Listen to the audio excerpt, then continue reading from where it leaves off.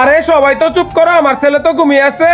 এইটাই তো, আমি তো কলা খাইতে খাইতে যাই বাসায়। আরে বৌমা ভালো আছো? আরে আরে চাচি আম্মা কথা বলবেন না, বাবু তো ঘুম থেকে উঠে যাবে। আরে কি বৌমা তো বাবুকে ঘুম পাড়ানোর জন্য অনেক কষ্ট করতেছে। বৌমা আমার কাছে দাও, আমি তো ঘুম পাড়াই। না না মা, আপনি তো ঘুম পাড়াতে পারবেন না। এ কি মা তো রাগ করলো? আচ্ছা মা ঠিক আছে, এই নিন আপনি তোকে ঘুম পাড়ান। হ্যাঁ দাও আমার কাছে, আমি তোকে ঘুম পাড়াবো আজকে।